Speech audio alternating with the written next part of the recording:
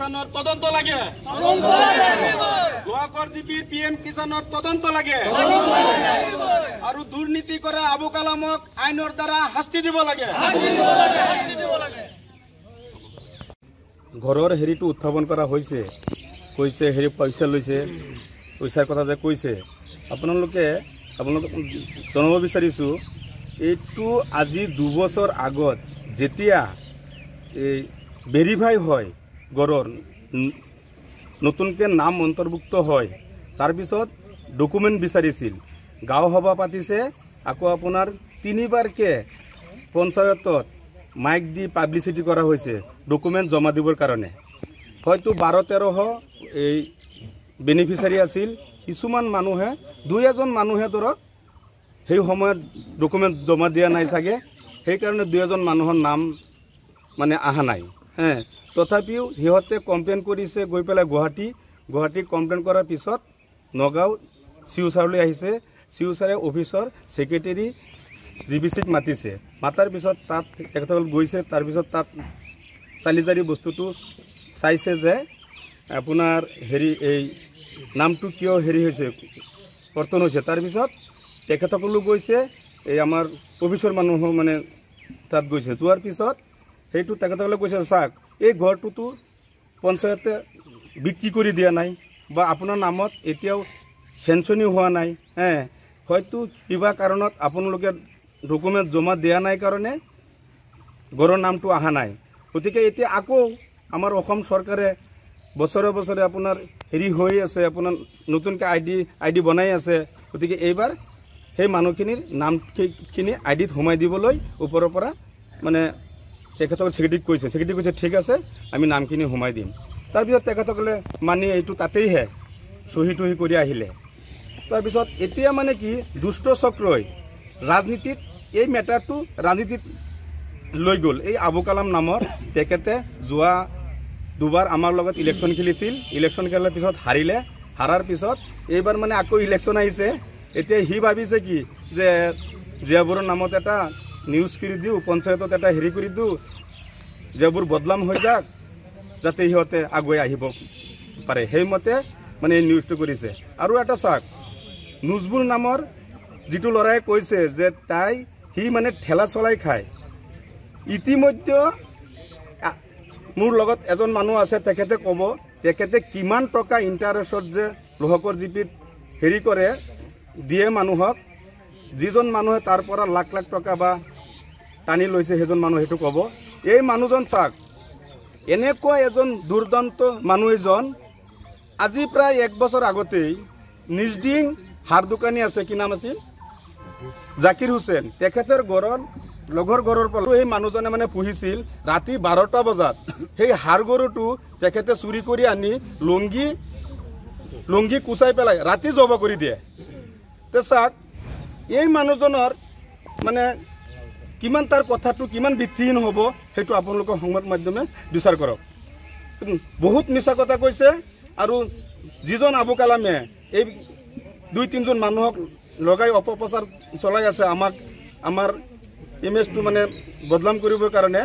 সেই মানুহজনে চাওক লোহাগড় গাঁও PM কিষাণত প্ৰায় 2600 বুৱা মানুহ ই জেনুইন মানুহ হিতাধিকাৰীৰ ডকুমেণ্টছ আৰু ফটো ব্যৱহাৰ কৰি ফিংগাৰটো তাৰ দিছে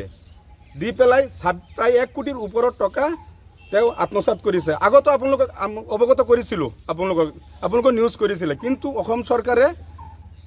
কৈ আছে তদন্ত কৰিব বুলি এতিয়াও তদন্ত হোৱা নাই তদন্ত হ'লে আমাৰ লোহাগড়ৰ দুখীয়া ৰাইজে বহুত মানে সেই টকাখিনি যে ক'ত গ'ল এতিয়া চাওক অলপ মানুহে PM কিষাণ পাই আছে কিন্তু প্ৰায় 2000 কিহক এতিয়াও বাদ পৰি আছে অনলাইনত দেখুৱাই লোহাগড়ত ইমান মানুহে PM কিষাণ পাই আছে কিন্তু সেই টকাখিনি আমাৰ জেনুইন খেতিয়কে নাপায় সেই টকাখিনি এই আবু কালামে আত্মসাৎ কৰিছে আৰু চাওক যিটো এণ্ডেকাত কমপ্লেইন কৰিছে সেই এণ্ডেকাত আবু কালামেৰ ডাঙৰ ককায়ে নিজে কাম কৰিছে তেওঁ নিজে কাম কৰিছে তাৰ ভাইৰ ডাম্পাৰ দি আনি পেলাই হেৰি কৰিছে আমাৰ সেইটো নাম কিয় নকলে তাৰ ভাইৰ নাম তাৰ ডাঙৰ ককাৰ নাম আবু তাহেৰ মাজুটোৰ নাম মুকলেশ্বৰ ৰহমান সিহঁতৰ নাম নলৈ পেলাই আমাৰ নামটো কিয় ল'লে? মেইন এই ষড়যন্ত্ৰৰ মেইন চাবিকাঠিটো হ'ল এই আবু কালাম। আজি চাওক, আগতেও এবাৰ এই অনাস্থা লৈ পেলাই এই আবু কালামেই হেৰি কৰিছে, কৰাৰ পিছত প্ৰায় 1 কোটি টকাৰ ওপৰত আমাৰ গড়ৰ বেনিফিচাৰীৰ জব কৰাৰ টকাটো পোৱা নাই। এইবাৰো যেতিয়া গড়ৰ লিষ্ট আহিছে, নতুনকেতো কৰ্তন হোৱা নাই, এইটো যেতিয়া প্ৰথম ভেৰিফাই হৈ আছিল ডকুমেণ্টছ নিদিয়াৰ কাৰণেহে 2-4 জনৰ হেৰি হৈছে, আকৌ হেৰিটো দিয়া হ'ব। এইটো লৈ পেলাই যেনেকুৱা কৰি আছে, এতিয়া যদি পঞ্চায়তত হেৰি নহয়, এতিয়া যে মানুহে ঘৰ সোমাইছে 231টা, এই বেনিফিচিয়াৰীখিনিতো আকৌ পেছত পৰিব। এতিয়া আপোনালোকক সংবাদ মাধ্যমৰ যুগত মই জনাব বিচাৰোঁ, এই দুষ্কৃতিকাৰীবিলাকক মানে দমন কৰিব লাগে। আৰু ইতিমধ্যে মোৰ ওপৰত যে কৈছে মই বোলো 15,000 টকা হেৰি তাৰ পৰা ঘুচ বিচাৰিছোঁ, আপোনালোকে কওক, তেখেতৰ নামত ঘৰৰ লিষ্ট ফাইনেলেই হোৱা নাই, সিহঁতৰ পৰা এটা লিষ্ট ফাইনেল হোৱাৰ পিছত কমচে কম 2-3 বছৰ যায়গৈ, সেই ঘৰটো অনলাইন হয়। অনলাইনতো আপুনি টকা কেনেকৈ ল'ব? টকা লোৱাৰতো কোনো কথাই নাই। আৰু প্ৰায় মোৰ মিছেছ প্ৰেচিডেণ্ট হোৱাৰ সভানেত্ৰী হোৱাৰ পিছত প্ৰায় 2200 ঘৰ হেৰিত পৰিছে। আপোনালোকে কওকচোন, মই কাৰো পৰা 1 টকা লৈছোঁ নেকি? কওক,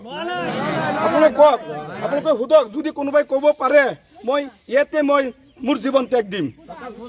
আপোনালোকে সোধক, আপোনালোক লৈছোঁ নেকি? এই কথাটো ইয়াত মানে ৰাজনীতিত বস্তুটো সোমাই পেলাই মোক মানে হেও কৰিব বিচাৰিছে। এইখিনি কৈ মই মোৰ বক্তব্য সামৰণি মাৰিব বিচাৰিছোঁ যে যোৱা 4 তাৰিখত যিটো আমাৰ পঞ্চায়তৰ ওপৰত তেওঁলোকে অভিযোগ আনিছে, আৰু আমি বিশেষকৈ লক্ষ্য কৰিছোঁ যে যিটো মানুহ নজমুল হুছেইন, তেওঁ কোৱা মতে তেওঁ ঠেলা কাম কৰে, মানুহৰ ঘৰত দিন হাজিৰা কাম কৰে। কিন্তু আমিতো এই অঞ্চলৰ বাসিন্দা, আমি জানো যে সি প্ৰকৃততে দুখীয়া না ধনী মানুহ আমি জানো। সি একচুৱেলি ঠেলাৱালাও নহয়, দিন হাজিৰা কাম কৰা মানুহ নহয়, তেওঁ এজন সুদাৰু মানুহ, ইণ্টাৰেষ্টৰ টকা মানুহক দিয়ে, তেখেত ধনী মানুহ। আৰু তেওঁ এই মানুহটো মই আজি কেইবছৰমান ধৰি দেখি আহিছোঁ যে আমাৰ পঞ্চায়তৰ দৰে অফিচাৰক টকা দি মেনেজ কৰিব বিচাৰে। তেওঁৰ ঘৰ লাগে, অৰুণোদয়ৰ আঁচনি লাগে, আৰু অফিচাৰসকলে যেতিয়া মানে টকা ধান্দাত নপৰে, সেই অফিচাৰক তেওঁ ফচাবলৈ তেওঁ চেষ্টা কৰে। বিশেষকৈ আমাৰ ব্লকৰ যিটো যিখিনি অভিযোগ উত্থাপিত হৈছে, কি ক'ব? নাই, এইটো ভিত্তিহীন, এইটো সম্পূৰ্ণ মিছা। তেওঁ এজন সুদাৰু ব্যৱসায়ী, মই নিজেও টকা লৈছোঁ এটা সময়ত। গতিকে এইটো দিন হাজিৰা কৰা মানুহ বুলি বনাই অফিচত সদায় অফিচাৰসকলক টকা মেনেজ কৰাৰ মানে চেষ্টা কৰে। তেওঁক ঘৰ লাগে, ধমকি দিয়ে অফিচাৰসকলক যে তেওঁক ঘৰ দিব লাগে, আৰু ঘৰ যদি নিদিয়ে টকা লওক, অৰুণোদয় আঁচনি দিয়ক। কিন্তু এইবিলাক ধমকি চমকি দিয়াৰ পিছত অফিচাৰক কি যুক্তি দিব? তেওঁতো ঘৰৰ আইডিও নাই, আৰু তেওঁৰ ধৰক হেৰি ধনী মানুহ, সি আৰ্থিক অৱস্থা ভাল, সি কাম কৰা মানুহ নহয়তো। গতিকে এইবিলাক অফিচাৰক ধমকি দি ভাবিছে যে টকা আছে, টকা দি মেনেজ কৰি আঁচনিবিলাক, চৰকাৰ আঁচনিবিলাক তেওঁ নি দিব। আৰু ইতিমধ্যে আমি যিটো গম পাইছোঁ, ছেক্ৰেটাৰীক আমাৰ যিটো সচিব, এই সচিবজনক মানে বহুত ভয় ভাবুকি দিছে। এতিয়া মই যিটো গম পাইছোঁ, সচিবৰ মানে মনবিলাক বহুত মানে হেৰি হৈছে। গতিকে আমি এই সচিবজন আমি ভাল মানুহ, এই সচিবজনৰ কোনো কেলেংকাৰী দেখা নাই। আমি যিকোনো কৰ্মীৰ লগত, ৰাইজৰ লগত সদায় মিল খুৱাই আলাপ আলোচনা কৰে আৰু সমান চকুৰে দেখে। গতিকে এনেকুৱা মানুহৰ ওপৰত এনেকুৱা অভিযোগ অনাটো ভিত্তিহীন। আমি এইটো গৰিহণা দিছোঁ, আৰু এইটো পৰৱৰ্তী যাতে আৰু তেওঁলোক এনেকুৱা দুষ্ট কাম কৰিব নোৱাৰে, আমি ৰাইজ সতৰ্ক থাকিম, আৰু আমিও চেষ্টা কৰিম যাতে এইবিলাক মানুহ পঞ্চায়ত আহিব নোৱাৰে।